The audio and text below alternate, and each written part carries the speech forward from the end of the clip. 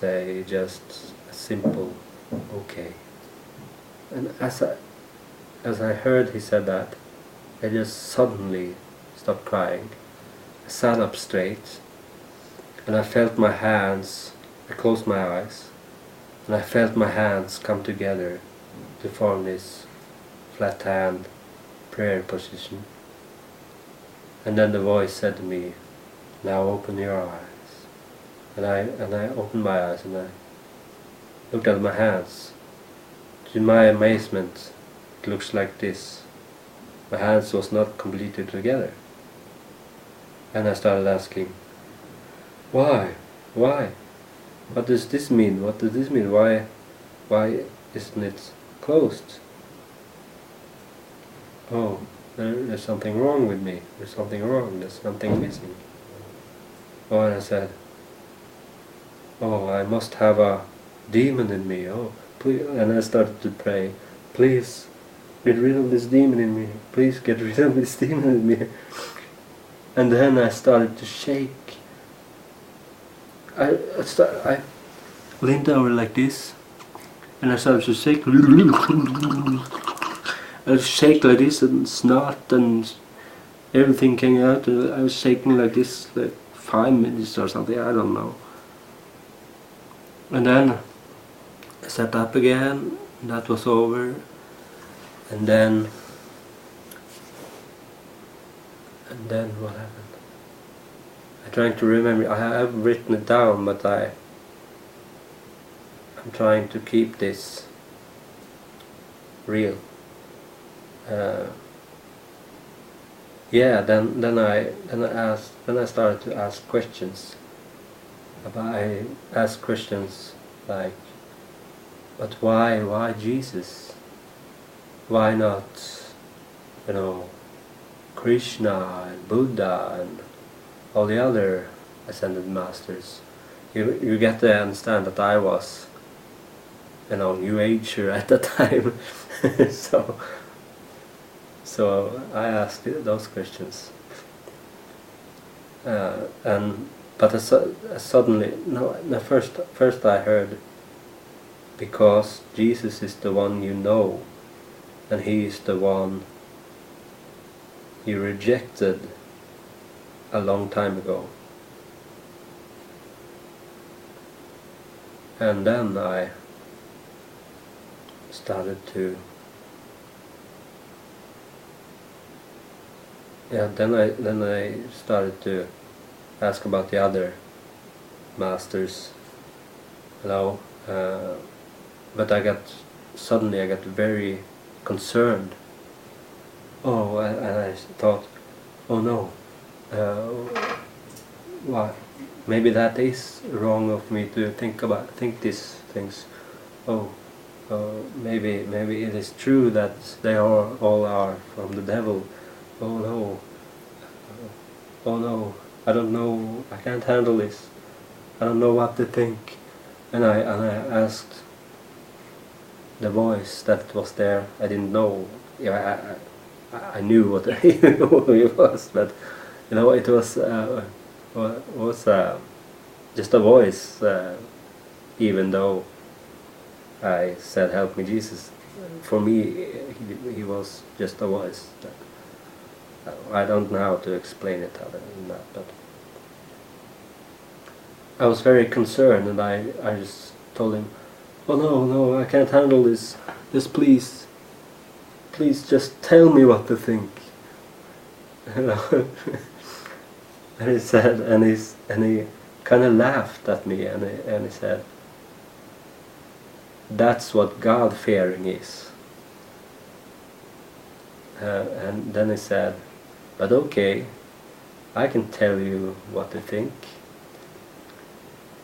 And then I took just this crazy journey through my head. I thought every thought it was possible to think, and then I saw, as I was thinking, I saw the thought I was thinking objectively from outside of that thought, and then then that thought was stringed together with other thoughts, and I just started laughing and laughing and laughing. I never laughed so hard in my life. And it went on and on. It became the observer of my own thoughts. And then, oh wait a minute, now because I observed that I was observing my thoughts, and then I became this observer of that observer. It went on and on and on and on. It went, I even counted the layers. It went on for 10 layers, upon each other, subjectively, objectively observing the thoughts that I was thinking while I was thinking them. And then I suddenly was concerned about, because I laughed so hard. This was late. It was like 11 or something at night, and I was in my bathroom and laughing so loudly, and so I shushed myself. But then that just made another aspect of the whole thing. So then I laughed even louder.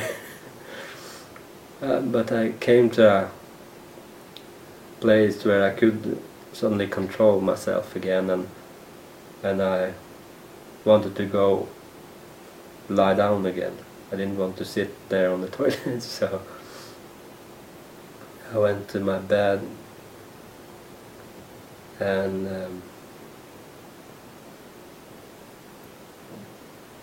what happened then? Yeah, I was still asking questions. I asked like yes and no questions. And I asked, it's very strange. The first thing I asked was, "Am I dead?" And I heard yes. And I opened my eyes and I saw that I was still here, and I felt myself, and I didn't quite understand that answer. So I asked the opposite question, "Am I alive?" And the answer was still yes. And now I starting to get it, I think, and I asked, "Has the world gone under?" And the answer was again yes. "But we are still here." And the answer was yes. And then I kind of understood that all that exists is here and now.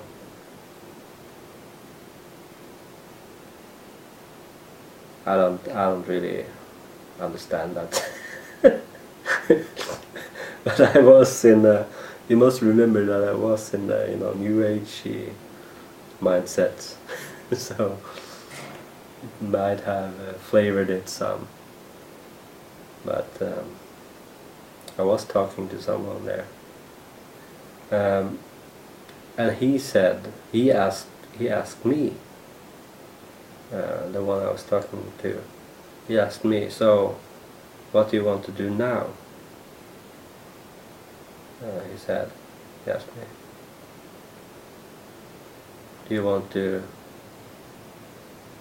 what do you want to do now? Do you want to end this?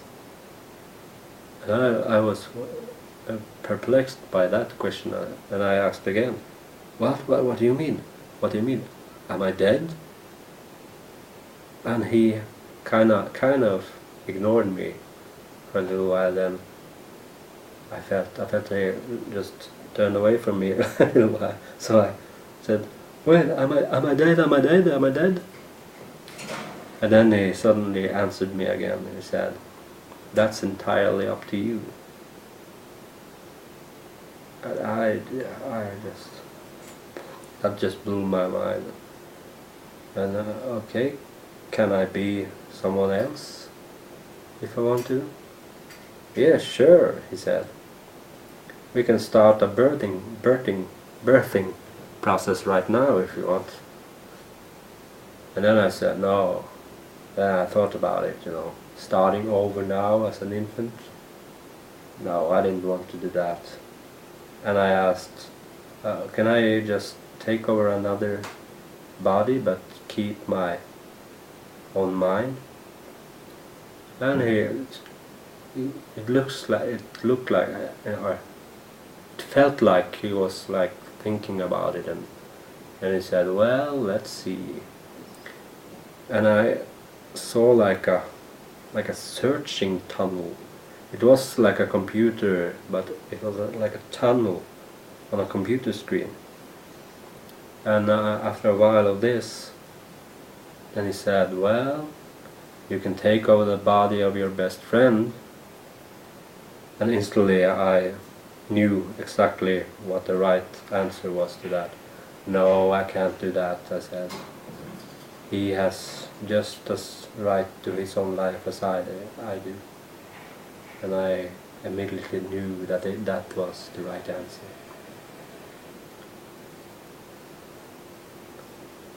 And after this, it was like I